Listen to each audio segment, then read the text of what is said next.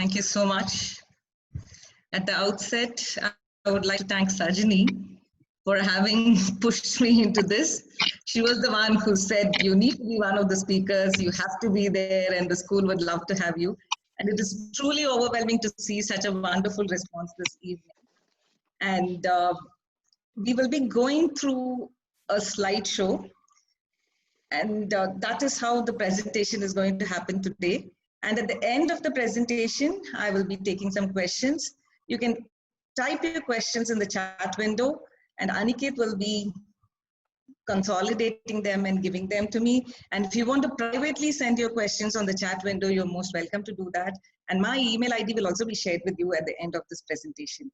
Thank you so much. Thank you so much for being here this evening.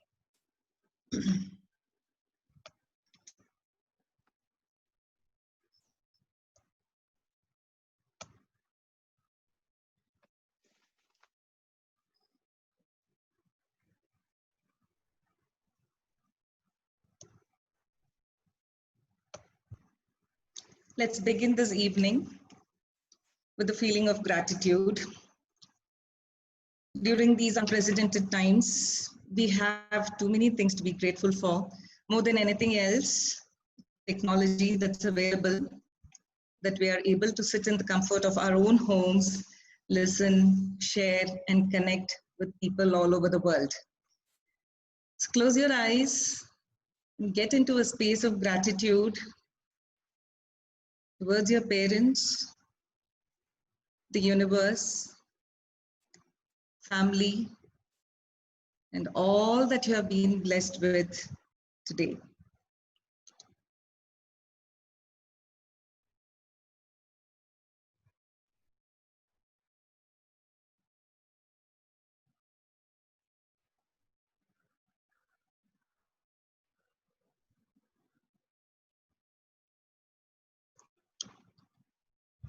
The topic for this evening is understanding the soul's journey through past life regression.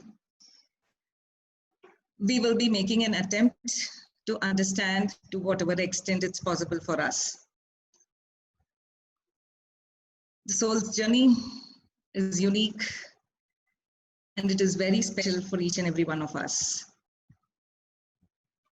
Sanatana Dharma says that things are true beyond time and space, and it is the ever-existent truth. Gradually, science is approaching the truth, and they are coming together, which is truly a blessing for us. The karma cycle is what takes over when we talk about birth and death. Karma is the reason for happiness and sorrow. The birth and death cycle goes on and on till we learn our lessons. We will look at it in detail from a more scientific perspective in the slides to come. So what goes around comes back. And in the Bhagavad Gita, Lord Krishna has mentioned this many a times to Arjuna. So this shloka that you see on the screen right now is one of the very important shlokas where the Lord says the body is like a piece of cloth. It's old and worn, and then the soul wears another set of clothes. And that's how the soul's journey goes on.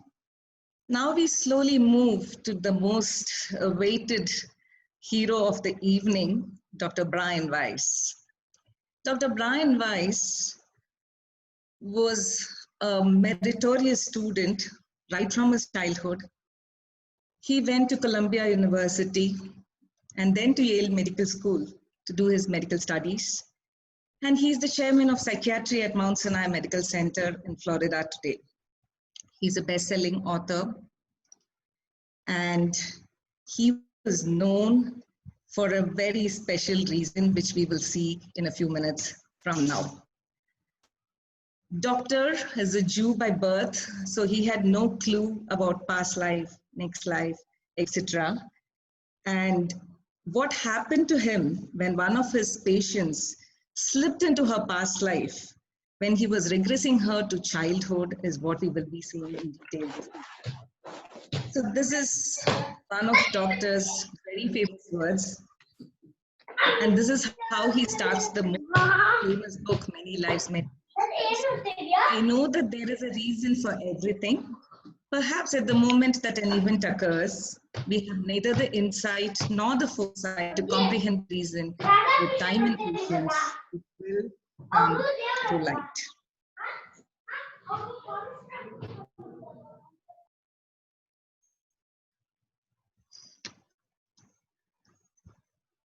So now we move to Catherine. And if you look at the screen, those are some of the fears she had when she met Dr. Brian Weiss. Right from darkness to water, to death and dying, to airplanes, sleepwalking, and swallowing pills. She was scared of water to such an extent that she was not ready to swallow a pill. That is the stage in which she met Dr. Brian Weiss. So to go a few months before what had happened when Catherine had actually met Dr. Brian Weiss, she was working as a pathologist, and another doctor by name Dr. Edward was continuously pushing her to go and meet Dr. Brian Weiss. In fact, Dr. Edward called Dr. Brian Weiss and said, "I'm sending this lady to you, and nothing seems to work with her, and you need to treat her." So this happened, and it was 2 months after that that Dr. Brian Weiss realized that she had not turned up. Finally, the day she comes, she starts narrating her childhood and what had happened to her in the past in this lifetime. It was in this lifetime that she had gone through a lot of trauma and troubles. And doctor didn't know what to do, though he was the chairman of psychiatry department. For 18 months, nothing happened. All the symptoms were there. She was scared of drowning. She had nightmares. She thought she would fall from a mountain. She had all sorts of weird stuff going on in her mind. So then once doctor suggested, why don't we look at hypnotherapy? Initially, Catherine was very scared. She was scared of hypnosis. She was worried as to what would happen to her. Doctor convinced her, saying that I would just regress you to your childhood. It is in this lifetime to your childhood that you would regress, and you would tell me what happened in your childhood, and we would take it ahead from there. And that's about it, and there's nothing to fear, nothing to worry. So Catherine agreed, and then when she went under hypnosis, she was not able to go anywhere. She was where she was. Finally, on the verge of giving up, doctor told her, can you please go to the stage when all this started for you? Can you please go to that point in your life when all this started? Go to that particular time, go to that particular year, go to that particular age of yours. And doctor was under the impression that she would go to her childhood, normally under the age of 7, which doctor was used to, and he thought he would get some clues from there. Suddenly, Catherine started saying, my name is Aronda, and I'm 18 years old. And all this was happening in the year 1980 in doctor's clinic. And doctor's clinic was attached to his home. Doctor didn't know what was happening when she said her name was Aronda. And she just went on and on about it. And after some time, she said, oh, I'm not 18, I'm 25 years old. And I have a baby girl with me. And she said the baby girl's name was Cleatra.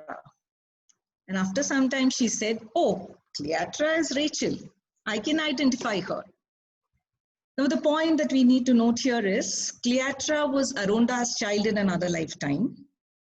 And Rachel happens to be Catherine's niece in this lifetime. All this comes to light later as Catherine goes through her regression. Now, doctor says at that point in time, his stomach got knotted and he didn't know what to do because she was mentioning the year. She said it is 1863. The names, the dates, the clothes, the trees, the mountains, everything was perfect. Unless you go through the experience, you will not be able to explain it so very well. Doctor was very clear about it. He couldn't explain. At the same time, he couldn't deny. He didn't know what was the next suggestion that he had to give Catherine under hypnosis because she had become another person now. Then he said, go to the point where you are dying. It's the last day of that lifetime. Suddenly, Catherine starts gasping. She just goes out of breath and she starts saying there is water everywhere. The water is rising and I'm going to drown. I'm going to die. And as she's saying that, she screams that my child is being snatched from my hands.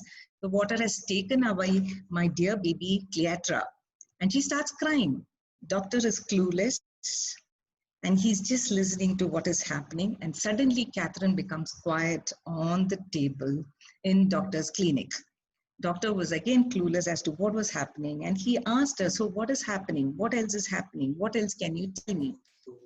After a long break, Catherine suddenly says, my name is Louisa. I'm 54 years old. Now, this was even more puzzling. And doctor didn't know what to do. She said, I'm a dancer and you are my teacher. I know your name. Your name is Diogenes. You're a Greek philosopher.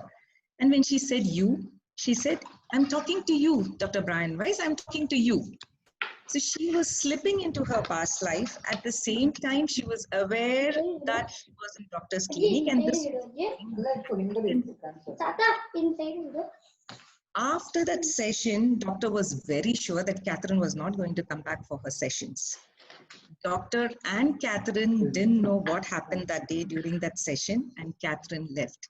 And doctor had decided not to call her and not to ask her anything about it because he didn't know how to wrap his head around what had happened to Catherine. So after a week, Catherine returned. She was looking brighter and more beautiful and more confident. Her body language had changed and she said, I'm ready for the next round of hypnosis. And doctor didn't know what to do. Since she was ready and she said that her symptoms were getting better, he said, okay. And in no time, Catherine went under and she said, oh, I am this 21-year-old boy. My name is Johan. And my tribe is hiding from someone. And she said, my mother is cooking something and we're about to eat. And at the same time, suddenly Catherine screams and she says, someone has slit my throat and I'm dying. Someone has come from behind and has slit my throat and it's over. And it's over. And then there was silence. Now again, this was another lifetime that she had experienced. And when doctor didn't know what was the suggestion that had to be given to Catherine under hypnosis, suddenly she says, oh, somebody is holding me. Everybody is so happy to hold me. And there is so much of joy in the family because I'm a newborn. I'm Elizabeth. And people are ready to receive me. And there is so much love around me. And that lifetime gets over. And gradually she says, oh, I'm this little girl, Abby. And my father has punished me and he's put me in a dark room. And it's so dark and I'm so scared. So these are some of the lifetimes that Catherine started saying under hypnosis at Dr. Brian Weiss's clinic. Now, Dr. Edward, who had suggested that Catherine has to go to Dr. Brian Weiss for treatment, was Catherine's father when she was Elizabeth, a newborn child, and when she was Aronda. The connection with her father was so strong that he wanted her to get healed. All this came to light much later. In spite of all of this, doctor didn't know what to do. Dr. Brian Weiss was wondering what was happening. He knew that something new is going on, something that he is not able to deny, at the same time, something that he's not able to explain. As the sessions went on, one particular day, Catherine comes for her session and suddenly she says, your father is watching you and this is your father's religious name and you named your daughter after him, isn't it? So this was in between lives, after one lifetime had gotten over and when she was slipping into the next lifetime. In between lifetimes, she was giving some messages to doctor and she was continuously saying that all this is happening for you and not for me. Again, doctor was clueless and suddenly Catherine says, I know that you had an infant son and he died of an inverted heart. That was a very, very rare disease. And all this had happened about 10 years before Catherine came for her treatment. There was no way that Catherine would have known all this before she came for treatment. So at that point, doctor says that he felt like the air was pumped out of his lungs, and he screams out to his wife. And he says, how is she saying all this? How does she know all this? And the religious name is a secret in the Jewish community, and no one would ever know that. And how is Catherine knowing all this?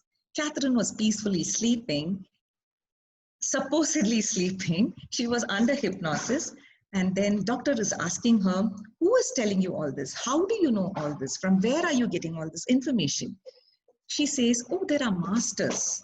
There are masters who are there all around, and they are giving me all this information. And that's how I'm able to tell you. All this she's sharing under hypnosis.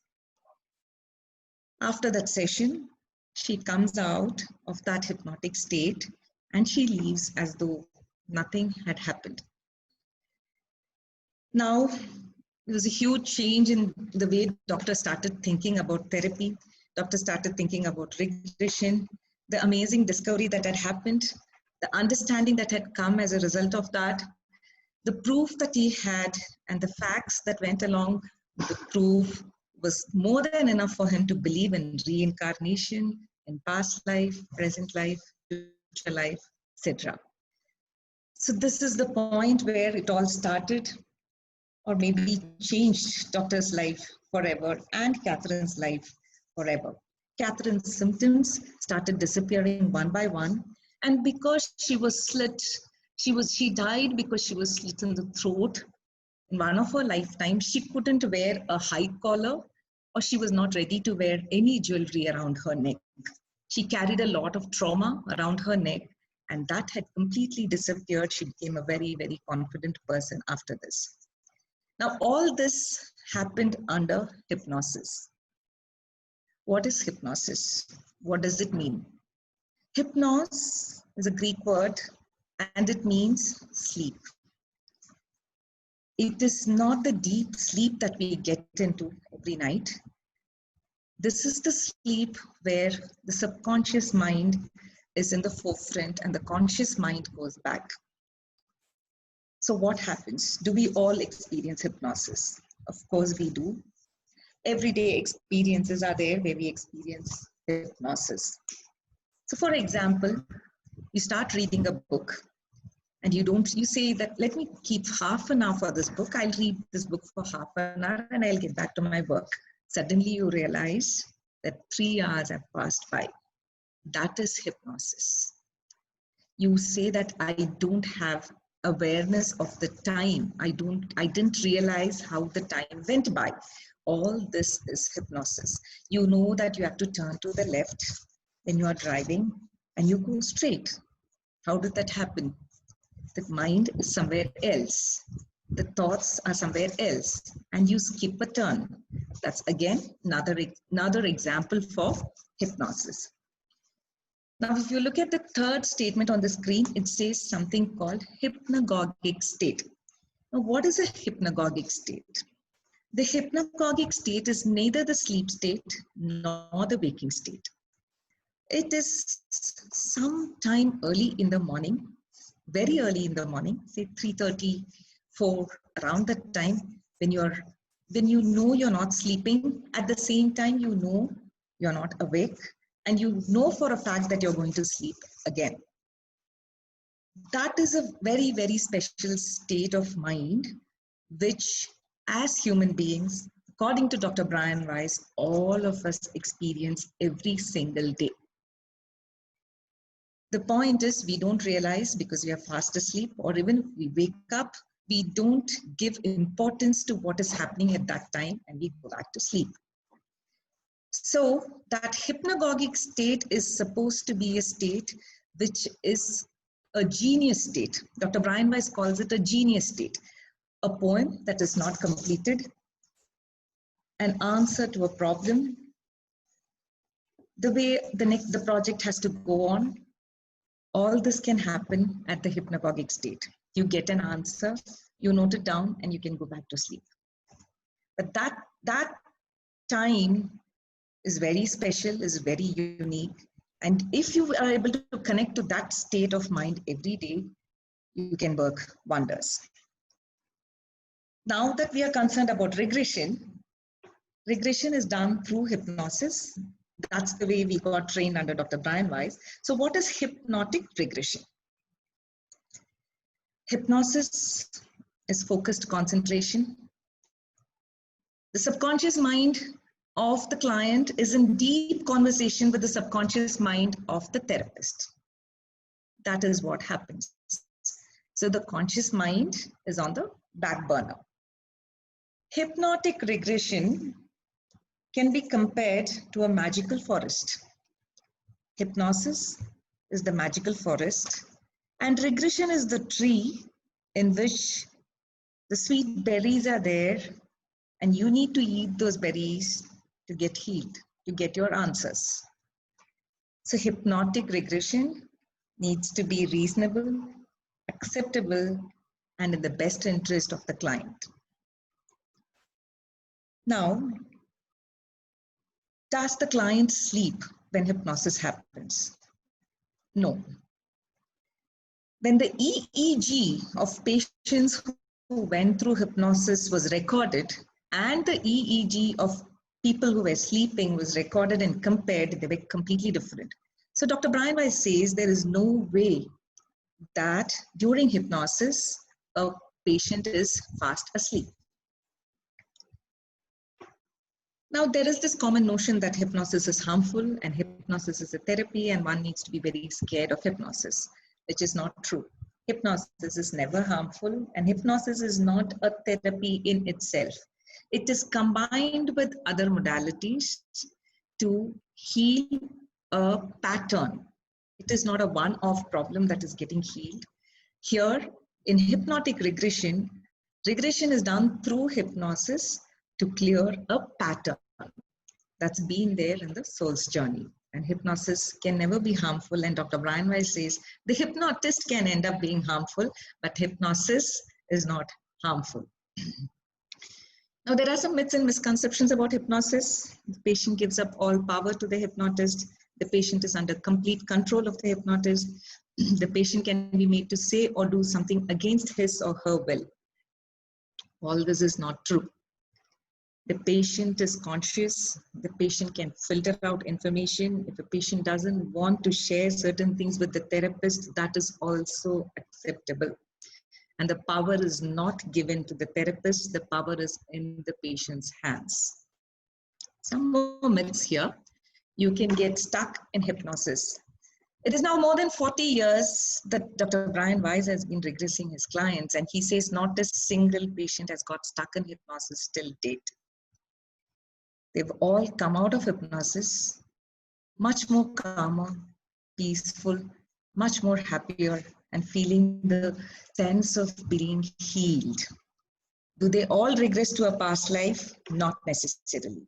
But physically, the body gets a decent amount of rest during the hypnosis. And then when they come out of hypnosis, they don't feel stuck at all. Hypnosis is truth serum. No, not at all.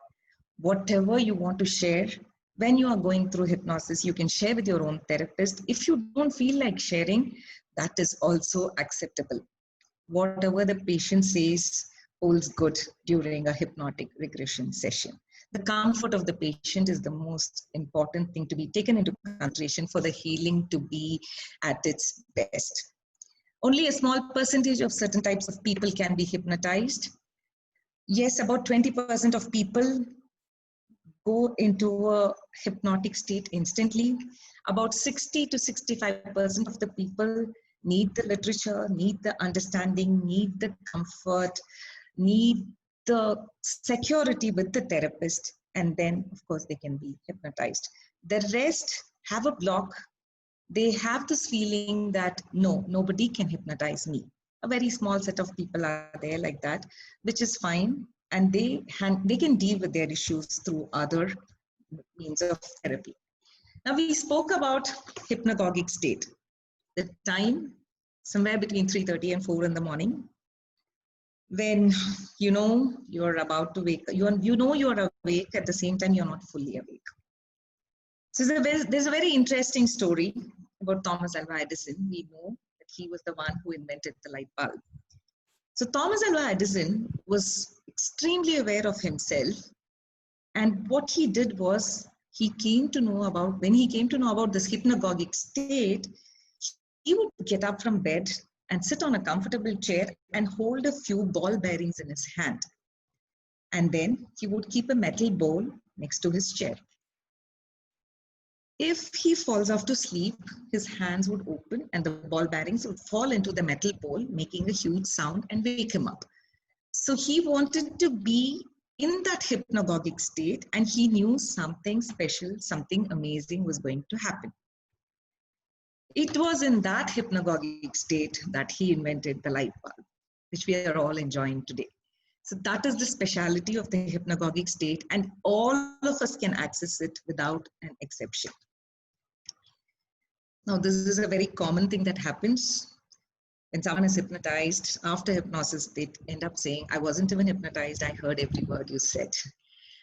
So the patient is supposed to hear every word, supposed to respond, but from the subconscious mind.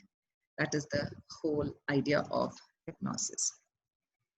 Now, what does a past life regression session do? People say, don't look at the past. Don't look at it. It's not going to help you.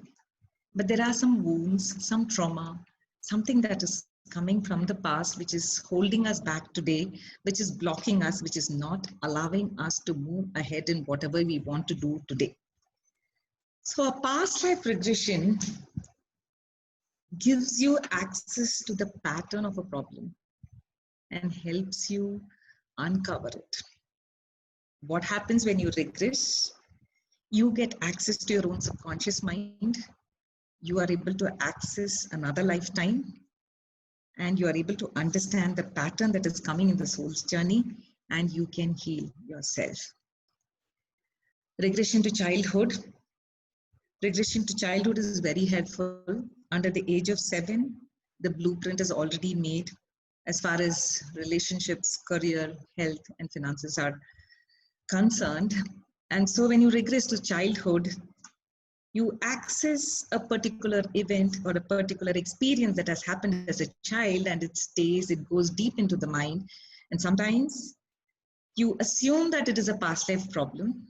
It can get healed by regressing through childhood itself. Regression to childhood has happened quite a few times in my experience too, where the patient has got healed and didn't want to get into past life at all. How does this have an impact today? The perception shifts. We understand that it is not one lifetime. The understanding of the whole issue takes a huge turn. There is more broad-minded approach towards what happened, like how it happened with Catherine when she understood that it was in another lifetime that she had drowned and she had died, and that has no impact. Today, it was something that she was carrying in her subconscious mind, in her soul's journey. She was ready to let it go, and then there was no fear of water after that. What are the areas where PLR works, past life regression works? It works in the areas of health, relationships, career, and finances. We will look at it in detail in a few minutes from now. When can one not go through regression? Not go through regression till you are 22 years of age. That is when the brain is fully developed. You can go through regression when you are ready to keep aside a huge chunk of time in such a way that it is like a huge jigsaw puzzle, and you will be bringing in pieces from different lifetimes and putting into this lifetime so that you can see the picture clearly. Will you get all the pieces? No. Will you be able to regress to all the lifetimes that you have gone through till date? No. All that is not practically possible today. But if you look at a particular problem, which is a pattern in your life, If you pick it up and if you address it, will you be able to get an answer? Yes. And when there is a heavy mental issue, when the brain is functioning in such a way that it is not ready to accept any of the literature, it is not safe to go through regression. And under heavy medication, no, it is not advisable to go through regression. After many years of practice as a therapist, where doctor was continuously using past life regression, and it had started helping a lot of his patients, the first person whom he helped to pass over peacefully when she was in her deathbed happens to be his mother-in-law. Doctor had a different understanding about life and death and the soul's journey. So as she was dying, he started sharing the experiences of other clients and other patients. And surprisingly, she was very open to receiving it, and she passed off very peacefully. Somewhere when she passed away, doctor felt that he had a new understanding about life and death, and he was confident that he would meet her again. It was quite surprising that his wife had also taken it in a very nice manner, and she was very open to understanding that she's going to meet her mother again. After n number of regressions, doctor came to the conclusion that our soul's journey, if it can be compared to that long line on the screen that you see, one lifetime is only this much, or maybe even smaller than that.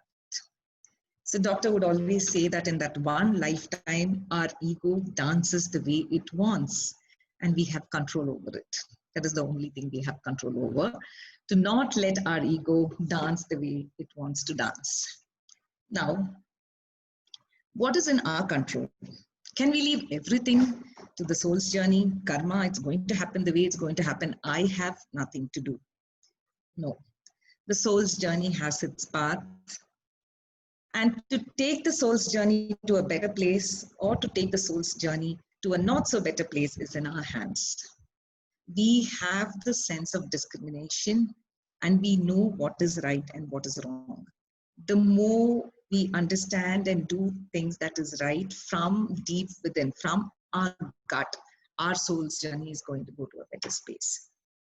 And we know when we are hurting someone, when we are not doing the right thing, we know the soul's journey is on the downward path. That is what is in our control. Now we saw that past life regression works in these 4 areas: health, career, finances, and relationships. I will quickly share a few examples where it has made a deep impact in terms of regression. As far as health is concerned, when we underwent the training, we saw cancer of the stomach getting healed. That person was shot in the stomach when he was a soldier in another lifetime, and the wound was really very bad. He struggled the last few minutes of that lifetime, and he had passed away alone without anybody to help him as a soldier. He had carried that pain, the wound, in his soul's journey, and it had shifted to a kind of resentment towards his stomach unknowingly. He was not aware of this. So eventually, after the training, we came to know that she was healed and she's doing fine, and cancer got healed. So the point is to alleviate the suffering. All of us are not going to live forever. That is not the point. But how do we look at the suffering? What is our attitude towards what we go through is what a regression session would do. As far as career is concerned, because of the regression sessions, many of doctor's clients change their career, and not for the sake of money, but for more happiness, peace, and joy.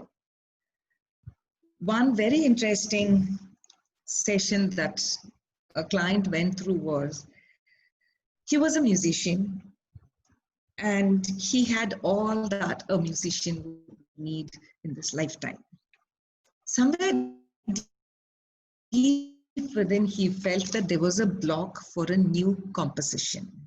Whenever there was a new composition, he would not be able to go ahead with it.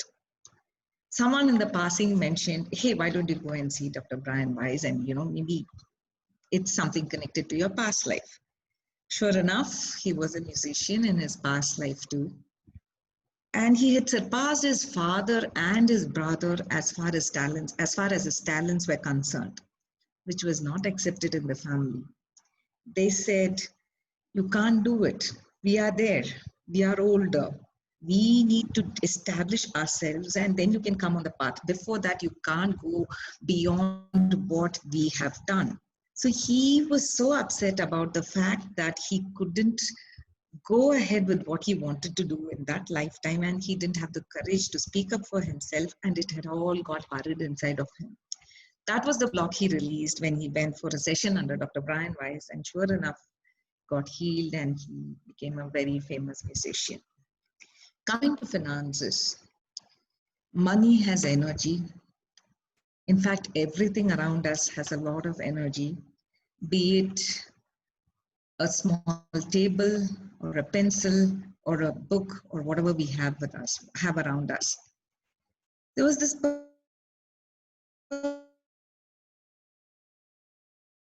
understanding who would want to help others. At the same time, money would not stay with him. He would get some money today and he would be under the impression that he would invest it in some place, or he would buy something, but that wouldn't happen. Money never stayed with him. And he went to Dr. Brian Weiss, and he figured out that he was a very rude money lender in his past life. He had troubled people around him to pay the interest on time, and he was never respecting money in his past life.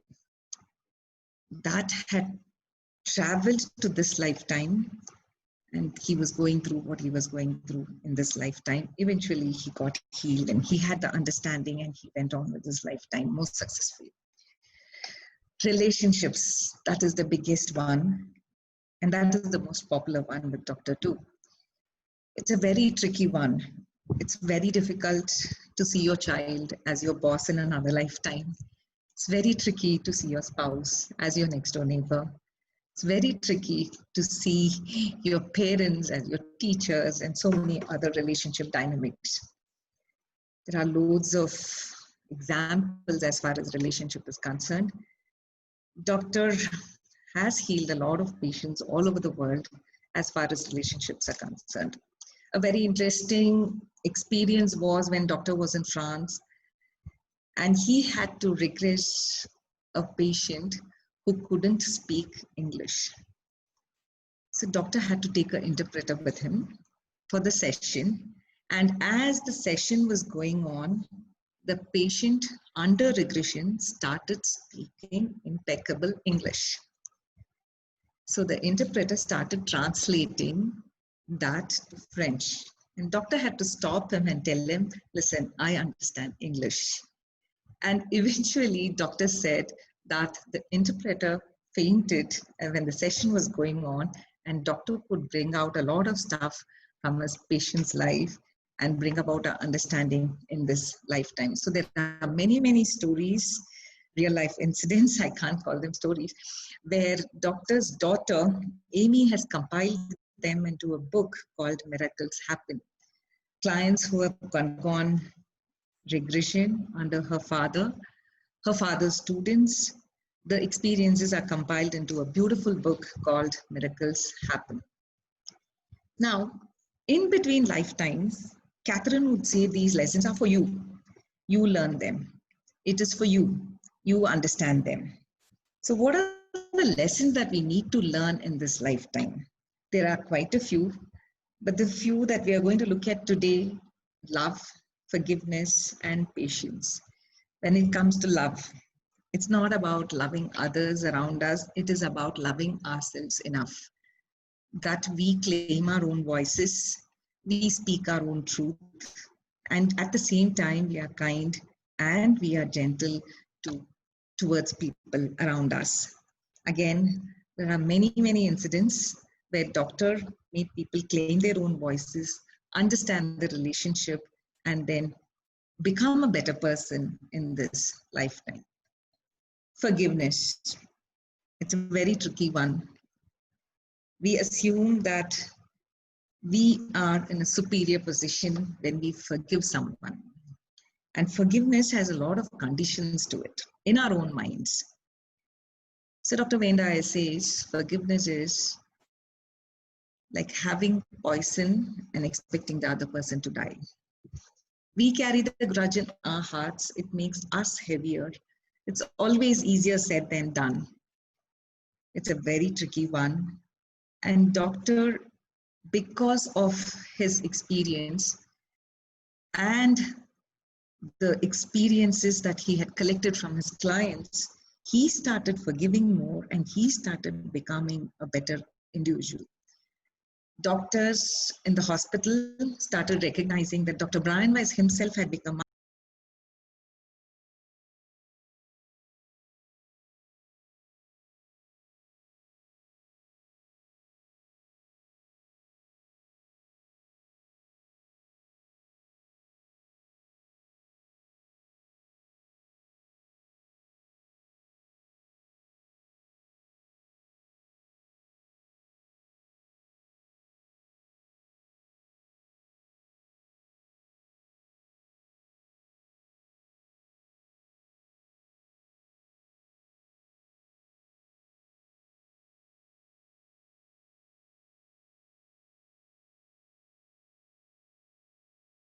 and hurt them.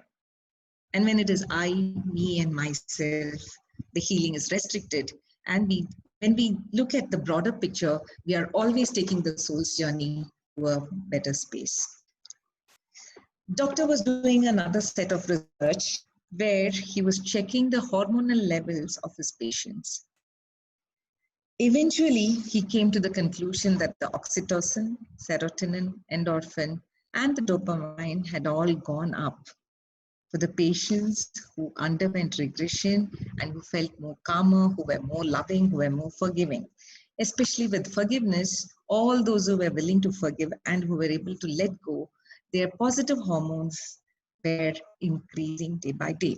At the same time, when some of his patients were very adamant about not letting go and they didn't want to go under hypnosis and they said they will not be able to forgive certain people in their lives, their cortisol levels were going up. This was the research done by Dr. Brian Weiss himself. Now, what happened to Catherine? She's healed, she's happier, and she's healthier. The coffee shop she used to go to had a different meaning for her because people around started saying, "Where were you? We have never seen you here before." She was going to the same coffee shop for more than 7 years, but nobody recognized her. Now her aura, her energy levels had changed. They had shifted. She was feeling more comfortable with herself and she's doing good. Now the story of what happened to Doctor when Catherine came to him and the discovery of this whole therapy called past life regression is completely recorded in this book, Many Lives, Many Masters. This book is downloadable for free on the net, and it talks about how Catherine met Dr. Brian Weiss and how it changed both their lives. The other books are Messages from the Masters, Through Time into Healing, Only Love is Real, and Same Soul, Many Bodies. Messages from the Masters records all the in-between lifetime messages. Doctor has compiled all the messages from his patients.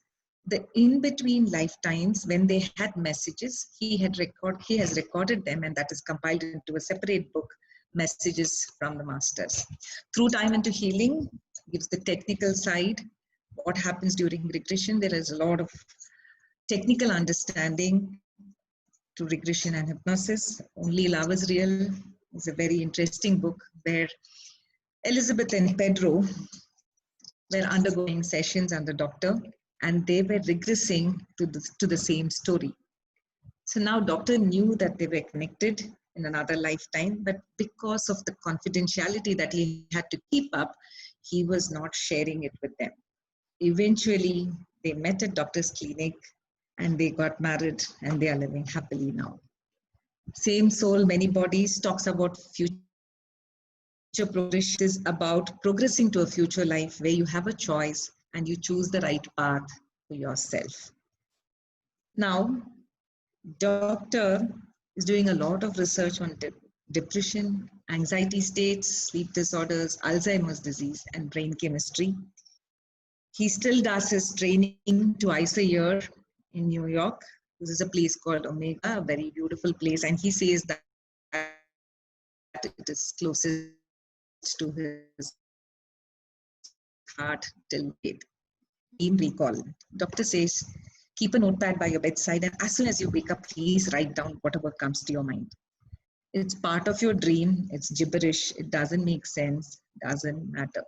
Just put it all down. A very interesting incident that happened was with a lady who had dreamt of thousands of ants on a terry towel. It didn't make sense to her. She just wrote on a piece of paper, thousands of ants on a terry towel. She saw that in her dream. The terry towel, every thread of the terry towel had ant inside it. She said, that dream is really weird, and what does that mean? I don't make any sense out of it, but still she wrote it down. And as she was writing, she said, oh, Aunt Terry. Suddenly she remembered her aunt, whose name is Terry. She said, Aunt Terry, let me call up Aunt Terry and ask how she's doing. And when she called her up, her aunt did not respond. She did not pick up the phone. So this was a cause of worry, cause of concern. And then she called up.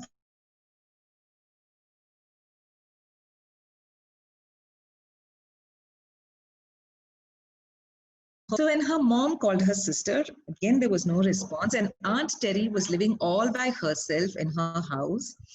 And it so happened that around the same time her niece had gone through this dream, Aunt Terry had suffered a stroke alone in the bathroom.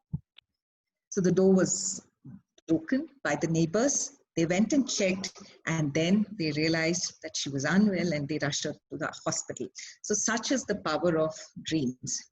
Now, this slide didn't come by mistake into this presentation. I know all of you are seeing three little pigs. It is the backyard of a house, and there is a little fountain.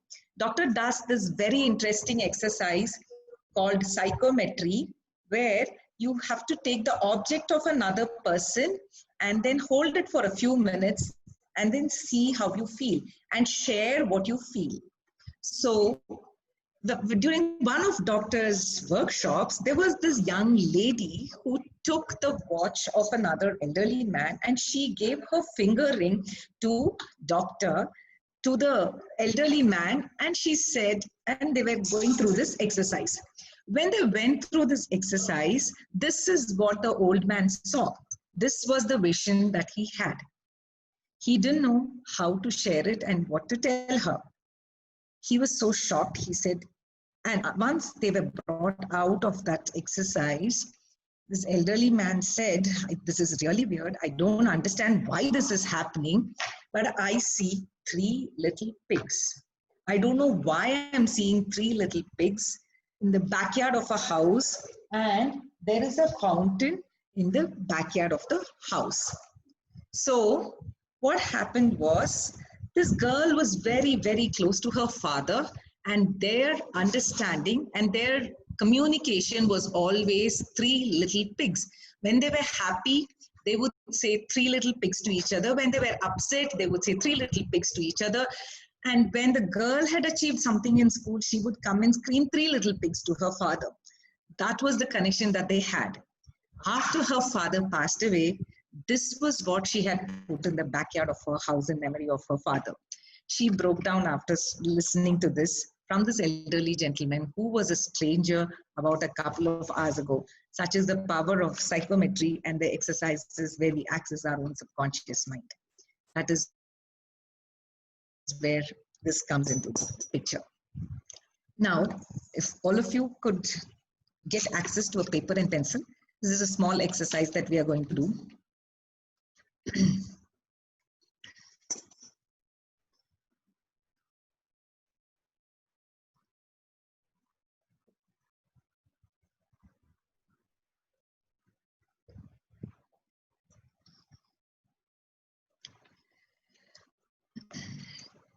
So you're comfortable, take a deep breath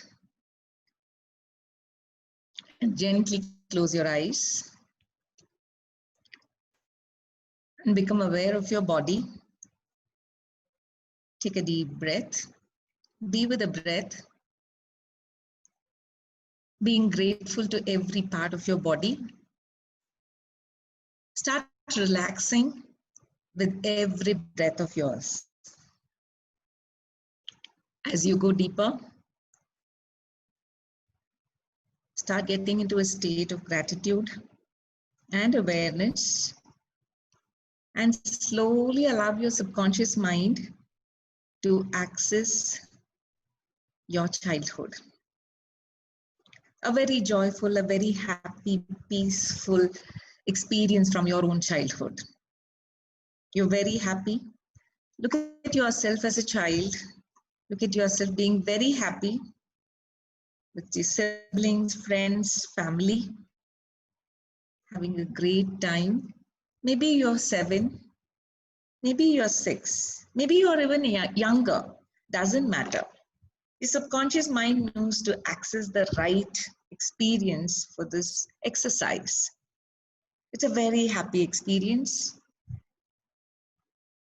and you're doing great. You're so happy, so joyful. You're skipping and hopping and jumping and running. It is that stage of your life.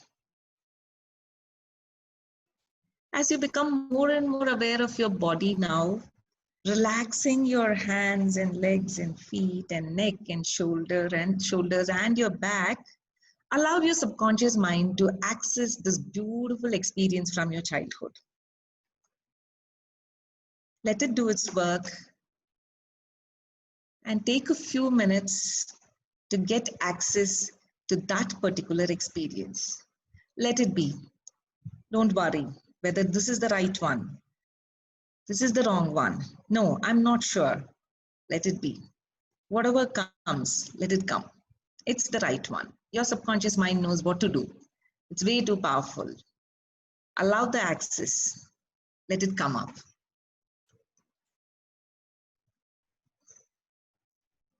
Take your time.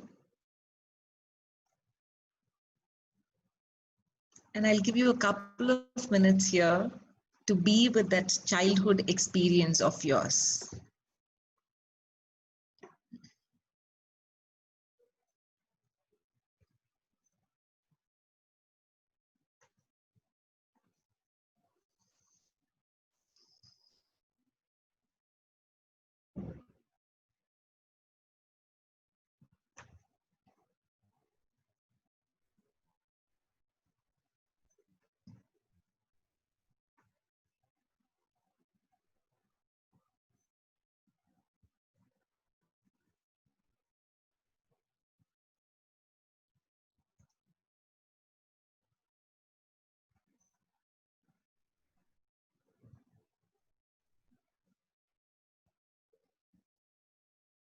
Now you may slowly open your eyes and gently come back to the room. And if you see on the screen, it says treasure chart. You may write that on top and divide the sheet into 2 parts. Now instantly on the left-hand side, list out all the resources that you have, all your strengths, all that you can do all by yourself. Maybe you are good at swimming. Maybe going for a walk helps you. Maybe you would like to take a bath. Maybe you have learned some self-help methodologies. Maybe you are good at guided meditation. Whatever it is unique and it is special and it is very precious. List it all out on the left-hand side. Later on, you can decorate your treasure chart with hearts and unicorns and stars and whatever, angels, whatever is available for you. And this is going to be a special chart which is going to help you in times of need. Take your time and make a list. And it is not that you need to complete this list right away. You can take your time, go back to your childhood, go back to a beautiful childhood memory of yours, come back and note it all down.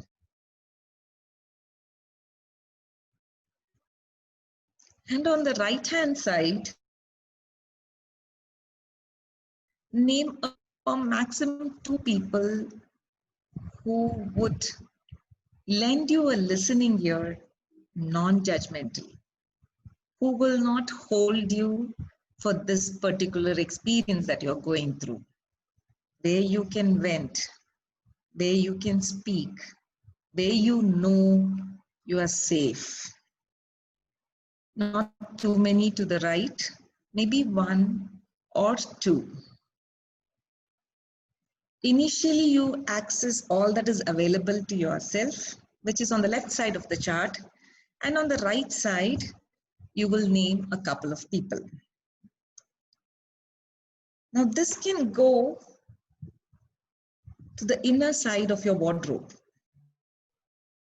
And whenever you feel low, you can access it. You can look at your strengths. You have access to all that you can do. This chart will be an empowering chart for you whenever you need it. Especially during these unprecedented times when we don't know what is going to happen in the next few months, this chart will come handy, and I hope it helps all of you. Now, I'm so grateful for my experiences that I've had with Dr. Brian Weiss, Dr. Bruce Lipton, and right in the center, that's Louise Hay. And right below Dr. Brian Weiss, it's his wife, who's also into therapy. And to the right extreme, that's Amy, Brian Weiss's daughter, and me.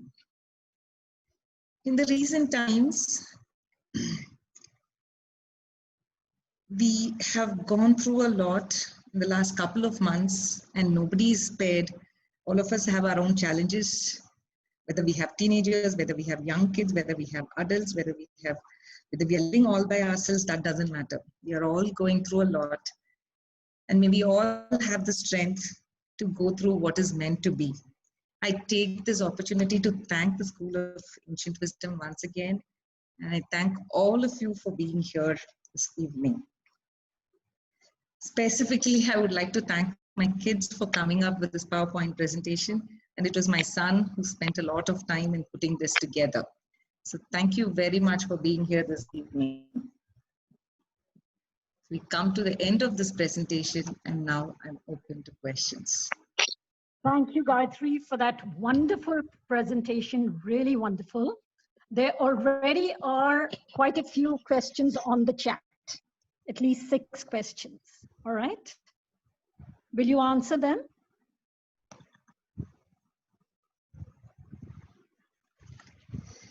Okay, there are some questions that have come in on the chat window, which I will start answering one by one to the best of my ability and whatever I have understood.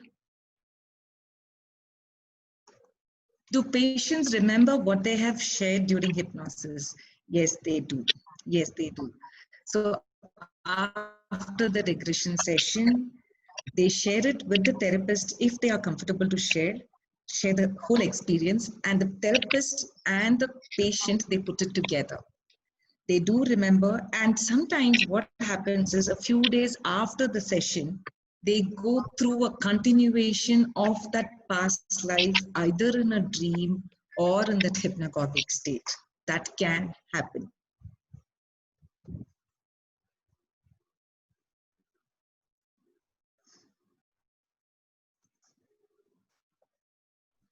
Who are the masters?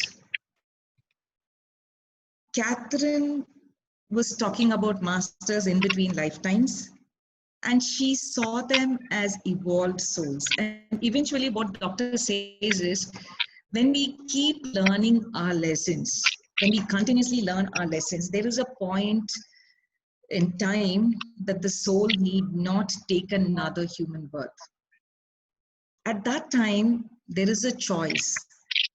The soul can choose to come as an evolved person, as a guru, as a master, as a teacher, and help people around.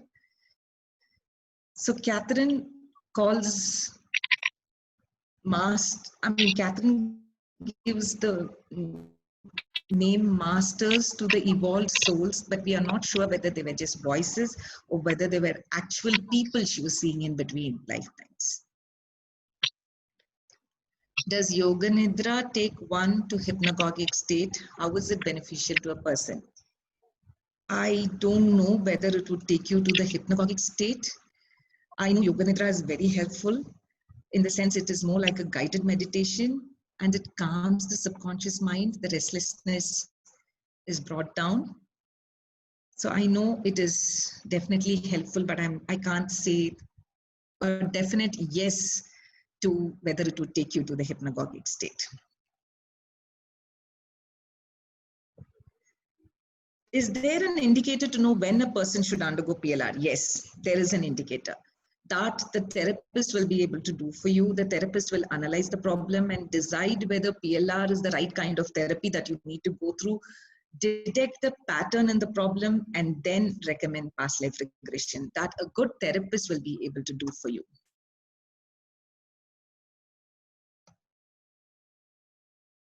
If it is same soul, many bodies, how many times does it take to complete one cycle? There is no answer to it. Nobody knows. Nobody knows. It's our own karma.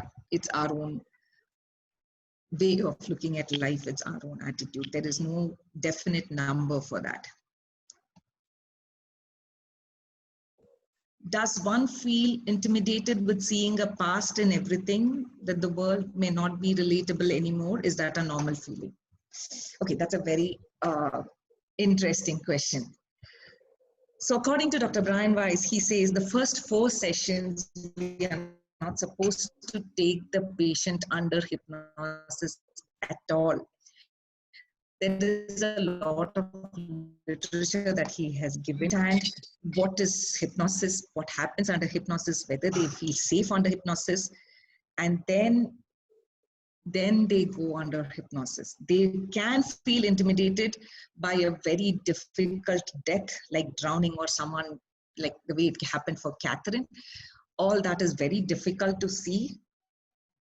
There is no doubt about it. The therapist needs to understand that that was another lifetime and this is a different lifetime.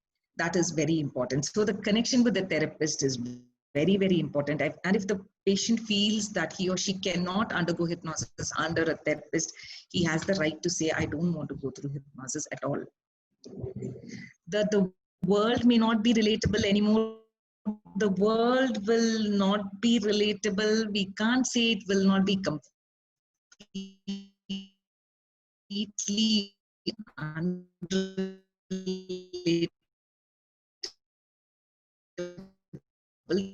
The world will be relatable.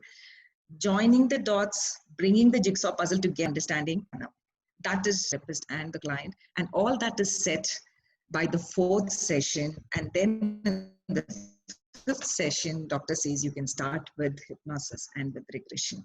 Before that, the literature is shared. The questions, there are 3 questionnaires which doctor has himself given to all his students. Those questions have to be answered, and then the literature needs to be put together. The regression literature needs to be put together. It is unique to every individual. The therapist needs to do that, because when the literature is done, one can say that you're walking by a beach. That particular client, had he or she undergone death because of water, will not be able to stay in a calm state by the beach. So it is very unique, and one needs to go through the literature time and again before getting into the actual session. Does regression have to be for any therapy? Can it not be used to become a better version of themselves? Definitely. One can definitely go through regression to understand the soul's journey, the purpose of this lifetime, and become a better individual. You don't have to have any specific problem to go through regression. The next question.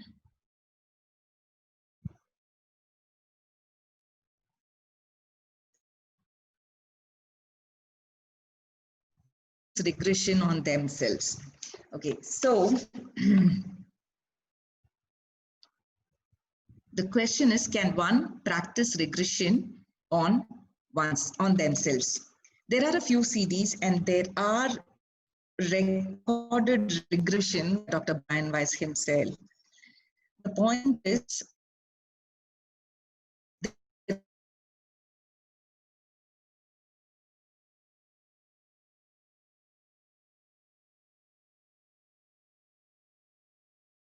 time, come out of it, understand what is happening. That may not happen at a very great intensity. Definitely healing can happen and you will feel far more calmer. But at the same time, the intensity with which you are looking at regression with the therapist may not be as effective when you're going through regression all by yourself.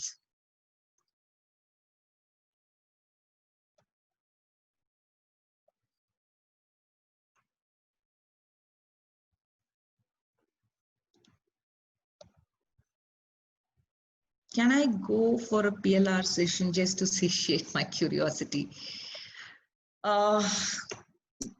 Yes, you can, but it will not be only your curiosity. You will definitely open a can of worms, which you're not aware of right now at a conscious level. You will open a can of worms, and it is your responsibility. It is the therapist's responsibility and your responsibility to close the can of worms properly. That is where it will be helpful.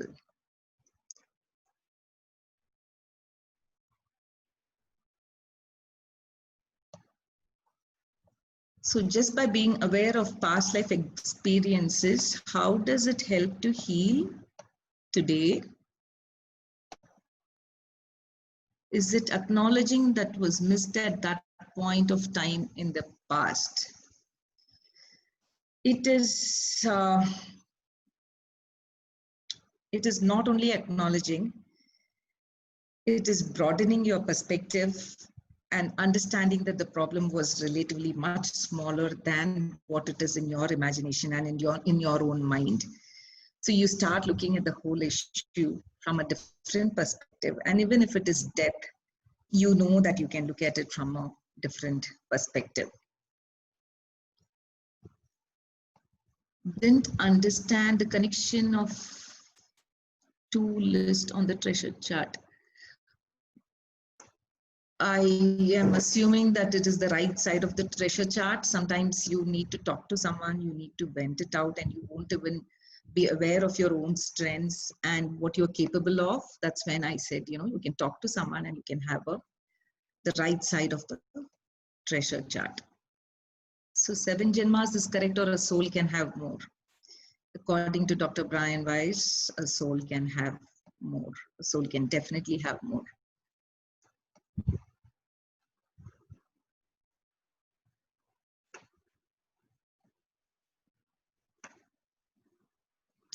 Have you personally regressed anyone into their past life? Can you narrate what happened? So as a therapist, we are supposed to maintain a very high level of confidentiality when we regress our patients. I can share one particular incident where the regression happened to childhood. A very evolved person came for a session just to understand the purpose of this lifetime. That was his reason for traveling all the way from another town and coming to Bangalore and going through the sessions. He was very evolved, very understanding of what was happening in this lifetime. And he had read a lot of sacred texts and Upanishads, and he was evolved in his own way. The only issue that he had was tonsils very often, and he would take antibiotics, and he had got it operated a few times. So what had happened was he didn't understand why that was happening, and when he regressed to childhood, all that happened was he went to a point where he had swallowed the wheel of a toy and it had got stuck in his throat. He was just 4 years old. So under hypnosis, he went to that particular experience, went through the whole experience, And then under hypnosis, he saw his parents crying, and that it was in a very, very delicate spot, and it couldn't be operated and things like that. And suddenly one day, when he was playing with his toys, he threw up after having food, and the wheel came out of his throat. So the domestic help who was cleaning the floor, I believe she screamed and she said the wheel has come out, and everybody started crying, and the doctor was so happy. And that incident had stayed in his throat for the longest time, which is why he was manifesting tonsils time and again. Thankfully, after that, he has not had tonsils, and to this day, he feels that the childhood regression has helped him, and he didn't want to get into a past life after that. So that is one personal experience that I've had, and there are many others, but due to confidentiality, I'm sorry, I won't be able to share intense past life regressions that have happened to some of my clients.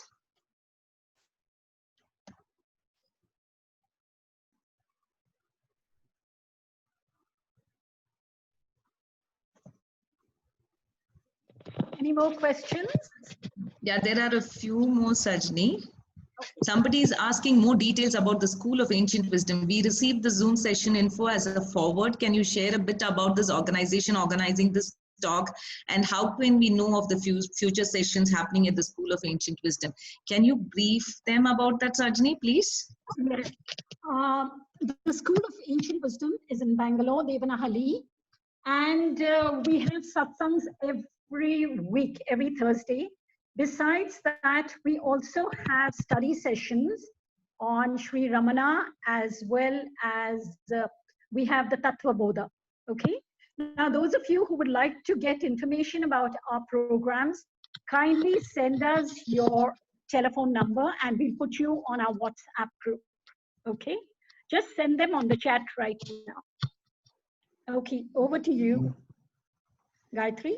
Sajni, can you please give a contact number or an email ID they can write to? Okay, send it Yes, to me. yes, I'll do that. I'll do that. I'll do that at the end of the session. Someone in, yes, Aniket will send that out. Okay, to Yes, yes, yes. We'll continue with the questions, Gayatri. I don't think there are any more questions. Sajni, if anybody wants to ask a question right now, I'm more than happy to answer it. We have 5 more minutes. Okay. Any more questions? My questions are not answered. Ms. Gayatri, there's one question without the name. Okay. It says, I have a pattern. I am dependent every day on my husband to sleep. Is it connected to my past life? It could be. It could be. I can't say it will definitely be connected to a past life, but it could be connected. Okay. Any more questions? You can unmute yourself. Ms. Gayatri, this is Gauri here from Dubai. Okay. So, yeah, the thing is, I got the message from my friend who lives in Dubai, and I thought it's Dubai 6:30. So I was only wondering whether you could hold another session if I get a group. I wouldn't mind. Yeah, We okay. could. Thank you. From Coimbatore. I'm Amrita here. I just wanted, instead of we sharing our number, could you share your telephone number so that we can contact you? Okay, that will be done on the chat at the end of this program. Yeah, I will share my email ID towards the end of this session. Sarthi Mama, I can see you. Yes. How are you? I am very, very happy. Thank you, Mama. A Vedantic teacher. I am so thrilled to listen to your beautiful presentation. Thanks for your organization. The best. So, unfortunately, the first few minutes I couldn't get in because it was overcrowded. I was so happy that 100 people were listening. Mama, the recording will be available, and we have learned a lot from you during our younger days. You have been one of my first teachers. Thank you so much for being here today. One of my students has come up so much. So all the best for you. Do wonderful work. Excellent presentation. Thank you, Mama. Teaching. Thank you, Mama. Thank you so much. God bless you and your organization. Thank you, Mama. Where did we get this recording from? It'll The be right- on the School of Ancient Wisdom on our WhatsApp. We will post it there. Okay. It's on Ancient YouTube, wisdom. but we'll give you the link. Yeah, we'll appreciate. I put my number in the group. Please do so. And I want to tell you, Gayatri, that we have over 100 people. 100 people have joined because that is the limit. But a lot of people have been messaging me saying we can't get in. So please do share the audio or the video with us. We will do that.